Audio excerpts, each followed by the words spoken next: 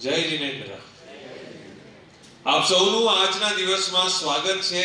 આજે શરૂઆત માથી થઈ, આગળ વધતા વા થઈ અને હવે આગળ જોઈએ શું બને છે। મજા એ વાતની છે કે આપણે એક ક્ષણ માટે ઉંમર ભૂલી ગયા, સામે બોલતા વ્યક્તિ એ આપણું દિલ જીતી લીધું। એકવાર જોરદાર તાલીઓ થઈ જાય એના માટે। મિત્રો, આજે આપણે જે ચર્ચા કરવાના છે, જે વિષય ઉપર ચર્ચા કરવાના છે, એ ખૂબ જ અદ્ભુત છે। આ ચર્ચાની અંદર તો એવું કહેવાય કે સાહેબ શ્રીએ આખી પત્રિકા આ વખતની જે છે વિજ્ઞાન અને ધર્મ વિશે એમણે આખું મૂકી દીધું। અને એક સરસ હમણાં થોડા દિવસ પહેલા મને કુરિયર આવ્યું અને સાથે અજયભાઈનો મેસેજ આવ્યો। અજયભાઈએ કુરિયર તો મોકલી દીધું પણ મને મેસેજ એમને કર્યો કે મળી ગયું સાહેબ? મેં કીધું યસ સર। હું દિલની ભાવના સમજી ગયો એમની કે આમાંનું કંઈ ન લેતા, કેમ કે આટલું તો અમારા ભક્તો વાંચી જ લેશે, કંઈક નવું લાવજો, એ સારી વાત છે। મિત્રો, સૌથી પહેલી વસ્તુ એ આવે છે કે ધર્મ જે છે, જો અધૂરો જાણો તો પોઈઝનસ છે। ધર્મને પૂરો જાણો તો 100% તમે સ્વયંમાં એક સ્વતંત્રતા અનુભવ કરો છો। એક બલવાન વ્યક્તિ એ હોય છે કે જે ધર્મને સંપૂર્ણ રીતના સમજી શકે છે, એ નિશ્ચિંત થઈ જાય છે, એને બધા દુઃખોથી ઉપર ઉઠી જાય છે, દરેક પ્રકારના ભયથી એ આગળ વધી જાય છે। વિજ્ઞાન પણ કંઈક એવું જ છે। વિજ્ઞાન એક એવી શક્તિ છે કે જેની અંદર અથવા આપણને સહેજ વાગ્યું હોય તો કોઈ ડોક્ટર હોય તો આપણને કોન્ફિડન્સ આપે ઠીક થઈ જશે। એ ભયથી આપણને મુક્ત કરનારું પણ વિજ્ઞાન છે। માંદા પડ્યા છે તો તેની દવાઈ છે, તો એ વિજ્ઞાન છે, એટલે આપણે નિર્ભય થઈ જઈએ છીએ। વિજ્ઞાન આપણને નિર્ભય બનાવે છે। આ બાજુ ધર્મની સારી શ્રદ્ધા અને તેની જાણકારી પણ આપણને એક જબરજસ્ત માર્ગ તરફ લઈ જાય છે, નિર્ભયતાનો। મિત્રો, એક જબરજસ્ત વાત એ આવે છે, આપણે તમામ લોકો અહીંયા બેઠા જૈન છીએ, પરંતુ વિજ્ઞાનને સમજવા માટે અને વૈજ્ઞાનિકો જે છે એ લોકો થોડી ક્ષણ માટે ધર્મને બાજુમાં મૂકીને આગળ વધતા હોય છે। કારણ કે અહીંયા કોઈ ડોક્ટર્સ ખરા? Anyone doctor? ઓકે, ઘણા બધા છે।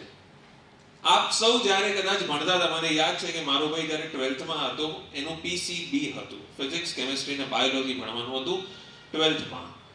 એ લોકોને બાયોલોજી જ્યારે ભણવાનું આવતું તો ડિસેક્શન બોક્સ આવતું હતું, જેની અંદર ફ્રોગ્સ એટલે કે દેડકાને કાપી અને તેને ઉપર એની એક્ઝામ, પ્રેક્ટિકલ બાયોલોજીની એક્ઝામ્સ એવી રીતના પહેલા થતી હતી। કોઈ આવી એક્ઝામ્સ આપી હતી પહેલા? ઓહો, ઘણા બધા। શું વાત છે! તો શું આપણે ફોર્મ ભરતા વખતે એવું કહી શકતા હતા કે ભાઈ આ પ્રાણી હત્યા છે, અમે જૈન છે, અમે આ વસ્તુ ન કરી શકીએ? વિજ્ઞાન ધર્મને બાજુમાં મુકાવી અને જ્ઞાનની તરફ આગળ વધે છે। આ સમજવા વાળો વિષય છે। જો ધર્મને ભક્તિ યોગથી તમે સમજવાની કોશિશ કરશો તો તમે અધૂરા રહેશો। ધર્મને તમે કર્મ યોગથી સમજવાની કોશિશ કરશો તો તમે કંઈક આગળ વધશો અને એની અંદર તમને ઘણી બધી હિત અહિતનું જ્ઞાન થશે, સત્ય અસત્યનું જ્ઞાન થશે, કરવું કે ન કરવાનું જ્ઞાન થશે। અને એમાં આગળ વધતા જ્યારે તમે જ્ઞાન યોગ તરફ જાઓ છો ત્યારે ધર્મની અનુભૂતિ થાય છે, વિજ્ઞાનની સાથે તે જોડાય છે। એક વ્યક્તિ હતા જેનું નામ છે ઓપનહાઇમર। કોઈએ સાંભળ્યું છે આ નામ? ઓપનહાઇમર કોણ હતા સાહેબ? એક વૈજ્ઞાનિક હતા જેણે પરમાણુ બોમ્બનો આવિષ્કાર કર્યો, એટમ બોમ્બ। આ વ્યક્તિ એક એવા વ્યક્તિ હતા કે જેણે એલ્બર્ટ આઇન્સ્ટાઈનને મળવા ઉપર એને ફિઝિક્સની જરૂર હતી, મેથેમેટિક્સની જરૂર હતી, એને એના એ પ્રયોગમાં સફળ થવા માટે, મેનહેટન માટે એમણે મળવા ગયા હતા એલ્બર્ટ આઇન્સ્ટાઈનને અને કીધું કે એલ્બર્ટ, મારે તારી જરૂર છે આ પ્રોજેક્ટની અંદર। અને એલ્બર્ટે એ વસ્તુને એને કીધી કે હું તને સાથ નહીં આપું આ પ્રોજેક્ટમાં। બોલે આ તો બહુ નાનકડી હેલ્પ માંગુ છું। એને એના ઉપકાર ગણાવ્યા અને કીધું કે આ તો હું તારી પાસે બહુ નાનકડી હેલ્પ માંગુ છું। પણ એલ્બર્ટ આઇન્સ્ટાઈને એ કીધું કે ઘણા બધા દુનિયાના રસાયણો એવા મને ખબર છે કે જે દુનિયાની આગળ પ્રસ્તુત કરવા જેવા છે કે નથી એનું મને જ્ઞાન છે। મિત્રો, આ વસ્તુ દુનિયાને આપવા ઉપર દુનિયા એનું શું કરી શકે છે એ આપણા કંટ્રોલમાં નથી। એટલે એલ્બર્ટ આઇન્સ્ટાઈન આટલા વૈજ્ઞાનિક અને આટલા જ્ઞાની હોવા છતાં બી એમણે ઘણી વસ્તુઓ દુનિયાની આગળ પ્રસ્તુત નહોતી કરી, પરંતુ ઓપનહાઇમરે બીજાની મદદ લઈ અને એટમ બોમ્બનો આવિષ્કાર કર્યો. એટમ બોમ્બ બનાવીને સૌથી પહેલો પ્રયોગ જે થયો એ આપ સૌ જાણો છો, હિરોશિમા અને નાગાસાકી ઉપર પાડવામાં આવ્યો હતો. આજની તારીખમાં એની રેડિયો એક્ટિવિટી એટલી વધારે છે કે આજની તારીખમાં ત્યાં નોર્મલ બાળકો જન્મ નથી લેતા. વિચાર કરો એનો અસર. આ વસ્તુ એ જગ્યાએ એલ્બર્ટ આઇન્સ્ટાઈન જાણતા હતા. 1955 ની આ વાત છે, 50 વર્ષ ઉપર થઈ ચૂક્યા છે, હજી બાળકો ત્યાં નોર્મલ જન્મ નથી લેતા. એટલો એ પરમાણુ હથિયારનો પ્રભાવ છે. વિજ્ઞાન જો ધર્મ વગર જાણવા નીકળો ને તો આવું કંઈક કરાવડાવે છે. વિજ્ઞાનમાં શક્તિ જબરજસ્ત છે અને રસ્તો પણ તમને ત્યાંથી જ મળે છે. આપણા અનેકો વેદ વિશે આપણે જાણીએ છીએ, 4 વેદ સાંભળ્યા હશે, એમાં ઘણું બધું વર્ણન કર્યું છે. આયુર્વેદ પણ એક સરસ મજાની વાત, એમાં આપણને ખબર પડે. આપણને બધાને ખબર છે બાળકને ઘા થયો છે, કંઈક વાગ્યું છે, એને લોહી નીકળી રહ્યું છે, તો આપણે સૌથી પહેલા શું લગાવીએ છીએ? હળદર. Very good. હવે આ જે કુકુરમેન જે છે એક એવો એલિમેન્ટ એની અંદર જે છે કે એ આયોડિન તરીકે યુઝ થાય છે, દરેક જગ્યાએ એન્ટિસેપ્ટિક તરીકે યુઝ થાય છે. વિજ્ઞાનને એક દરવાજો દેખાયો. આ ધર્મમાંથી નીકળેલી વાત છે, વેદમાંથી એક્સટ્રેક્ટ કરેલી વાત આપણને મેડિકલ સાયન્સની અંદર હેલ્પ થઈ રહી છે. આપણે લોકો ગુજરાતીમાં તમામ લોકો જાણીએ છીએ, કોઈકની તાસી ગરમ છે, કોઈકની તાસી ઠંડી છે. આવું સાંભળ્યું છે? હા પાડો હા. Very good. એટલા માટે જ બાયોલોજિકલી અને મેડિસિનલી એવું કહેવાય છે કે દરેક જણને દવા અમુક જે છે સદે છે, અમુક નથી સદતી. કદાચ માની લો કે મને ડોલો ન સદે, કદાચ બીજાને તો જબરજસ્ત સદે, અડધી લેવાથી બી ઠીક થઈ જાય. દરેક જણની તાસી અલગ છે. આ તાસીનું વર્ણન જે છે એ આપણા ધર્મની અંદર થયેલું છે. દવાઓની અંદર જે ઉપયોગ થતા એલિમેન્ટ્સ યુઝ થાય છે, ઇન્ગ્રેડિયન્ટ્સ યુઝ થાય છે, એ તમામ વસ્તુની અથવા આપણે વાત કરીએ તો ક્યાંક ને ક્યાંક આપણા દરેક કેમિકલ્સ જે યુઝ થઈ રહ્યા છે, આપણા પર્યાવરણની અંદર ઉપલબ્ધ છે, એ દરેકની તાસીર ડિફાઇન થયેલી છે. જેમ કે લીમડો કેવો? સ્વાદ નહીં, ઠંડો કે ગરમ? લીમડો કડવો. તો લીમડો કેવો છે? ઠંડો પડે. રાઈટ, લીમડો ઠંડો પડે. એવી જ રીતના માની લો કે દૂધ ગરમ કરીને પીવું કે દૂધને સાદું પીવું, એમાં એની તાસી ચેન્જ થઈ જાય છે. મિત્રો, આ દરેક વસ્તુ જે છે ને કિચન સાયન્સમાં કહેવામાં આવી છે. આપણે તમામ લોકો અહીંયા બેઠા છે, વિજ્ઞાનની વાત કરીએ. વિજ્ઞાન જે છે ને એ જબરજસ્ત શક્તિ છે, પરંતુ ધર્મ વગરનું વિજ્ઞાન જો છે તો સમજી લો કે આપણે ભટકેલા છે. આજે ધર્મ જાણવું કેમ જરૂરી છે, સારું અને નથી સારું ની વચ્ચે ભેદ કરવા માટે એક જ્ઞાનની એક રેખા આપે છે આપણને, અને એ છે ધર્મ. એક સરસ વસ્તુથી આપણે એની કોશિશ કરીએ સમજવાની. હું રિક્વેસ્ટ કરું છું આપ સૌ લોકો एक बार सरस आंखों बंद करो और मैं जो भी कुछ बोलता हूं उसको आप दिल से ध्यान से सुने. आप सभी लोग अपनी आंखें बंद करें और मैं जो भी कुछ कहता हूं उसे ध्यान से दिल से सुनने की कोशिश करें. दोस्तों, इस दुनिया को बनाया है ईश्वर ने.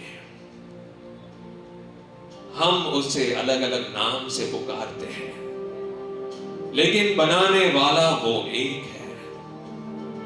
उसने जन्म दिया हम इंसानों को, सक्षम बनाया हमें चीजों को देखने के लिए, महसूस करने के लिए, सुनने के लिए, अनुभव करने के लिए उसने हमें प्रदान किया कुछ विशेष 5 इंद्रियों से. जो हम देखते हैं उसे सत्य मानते हैं, जो हम नहीं देखते हैं उसे असत्य मानते हैं. जो हम जानते हैं उसे हम ज्ञान कहते हैं, जो हम नहीं जानते हैं उसे अज्ञान कह देते हैं.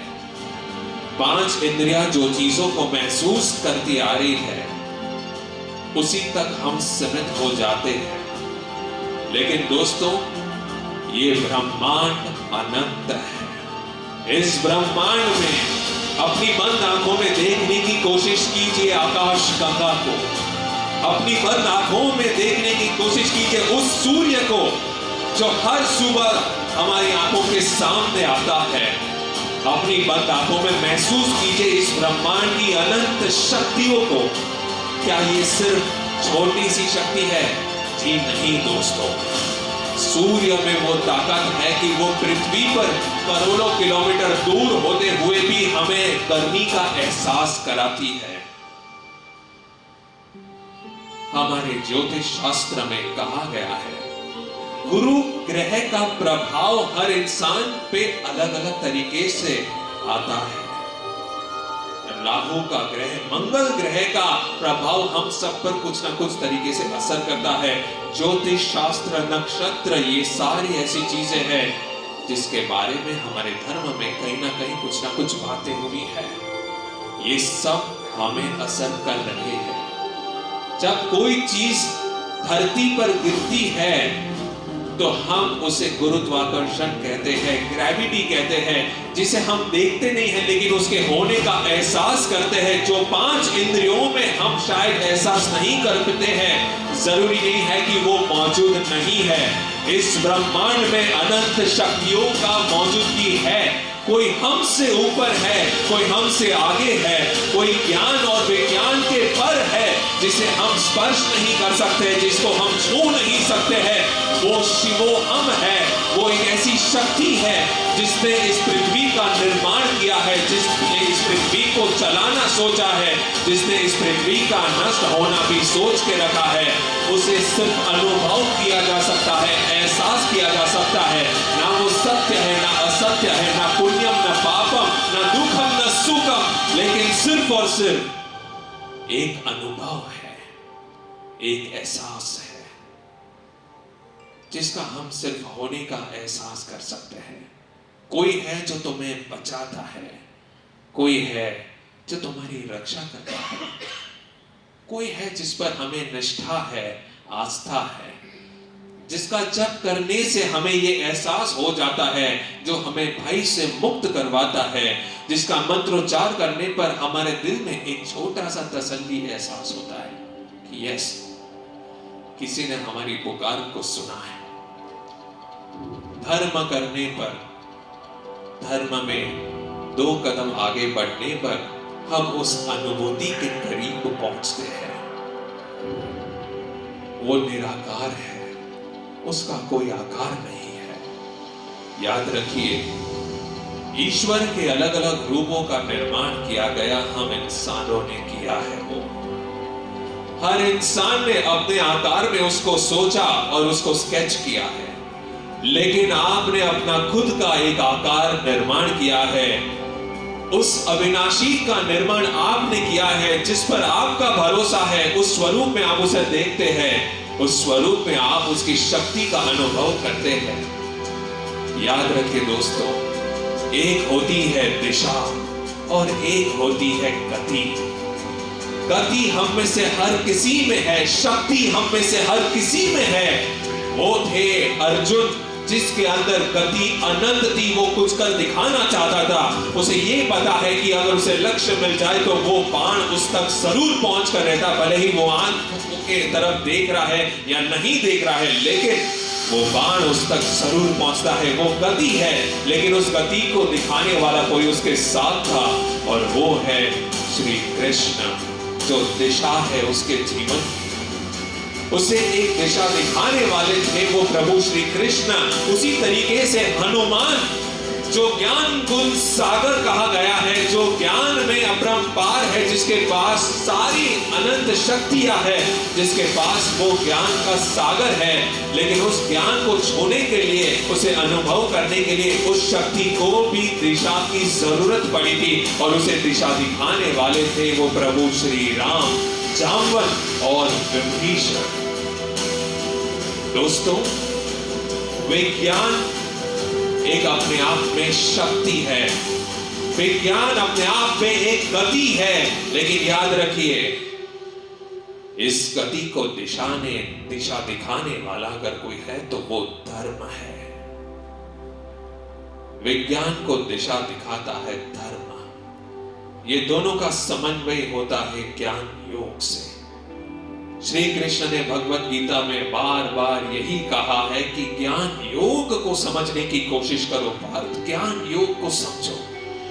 जब तुम ज्ञान को समझने की कोशिश करोगे, विज्ञान के भीतर जाना शुरू करोगे, तुम जब इतने भीतर जाओगे कि एटम्स के अंदर तुम खोजोगे प्रोटॉन, इलेक्ट्रॉन और न्यूट्रॉन दिखता है तुम्हें, ये एक स्वरूप है ब्रह्मा, विष्णु और महेश का, जिसे हम GOD गॉड कहते हैं। वो G है जनरेटर, O है ऑपरेटर और D है डिस्ट्रक्टर। GOD में बसा हुआ है ब्रह्मा, विष्णु और महेश। हमारे धर्म में इतनी शक्ति है, ज्ञान में इतनी साधना है कि अगर उसको लेकर यदि हम चलते हैं तो विज्ञान एक सही दिशा में आगे बढ़ सकता है। हम एक छोटे से आरी को इस्तेमाल कर सकते हैं एक बेहतरीन इंटीरियर को बनाने के लिए। जब वो लकड़ी पे अप्लाई होता है, काटा जाता है, तो वो आरी एक बेहतरीन इंटीरियर को बनाता है। उसी आरी से उंगलियां भी काटी जा सकती है, उसी आरी को हथियार भी बनाया जाता है। और इसीलिए ये धर्म हमें सिखाता है, हमें विनम्र होना सिखाता है कि विज्ञान को जितना आगे ले जाना है तुम ले जाओ, लेकिन धर्म को मजबूती से पकड़ के रखो। क्योंकि हे पार्थ, यदि धर्म छूट जाएगा, यदि उसकी डोर छूट जाएगी, तो याद रखो विज्ञान विनाशकारी हो जाएगा। विज्ञान का कोई अंत नहीं है, उसी शक्ति से इसी सृष्टि का सर्वनाश हो जाएगा। तो हे पार्थ, ज्ञान को ध्यान में रखो, धर्म को पकड़ के रखो। जिस तरीके से मैं सारथी होकर तुम्हारे रथ को भटकने नहीं दे रहा हूं, क्योंकि तुम शक्ति हो, विज्ञान की शक्ति तुम्हारे बाणों में शक्ति है, लेकिन उस बाण को सही दिशा और नेतृत्व देने के लिए मुझे साथ में लेकर चलना होगा। यानी कि उस नारायण को हाथों में साथ में लेकर चलना होगा। और जब वो तुम्हारे साथ है तो तुम निर्भय हो जाते हो, निडर हो जाते हो। जो इंसान ज्ञान को छूता है वो निडर हो जाता है, क्योंकि उसकी जिंदगी में नारायण उसे दिखने शुरू हो जाते हैं, उसको अनुभव होना शुरू हो जाता है, उसकी अनुभूति हो जाना शुरू हो जाती है। और आप सबको कभी ना कभी किसी ना किसी स्तर पे जीवन के किसी ना किसी मोमेंट में ये अनुभूति जरूर हुई है, जिसे ना शब्दों में जताया सकता है, जिसे ना मुख पर उसका वर्णन किया जा सकता है, जिसे ना सुना जा सकता है, ना देखा जा सकता है, जिसको ना छुआ जा सकता है। सिर्फ और सिर्फ 5 इंद्रियां एकत्रित होके उसकी अनुभूति की जा सकती है। और वो हमारे ईश्वर है, वो हमारे बनाने वाले रचयिता है, जिसने हमें बनाया है। याद रखिए दोस्तों, आप सबके अंदर, आपके भीतर अनंत शक्ति है। आप सब अपनी आंखें खोल सकते हैं।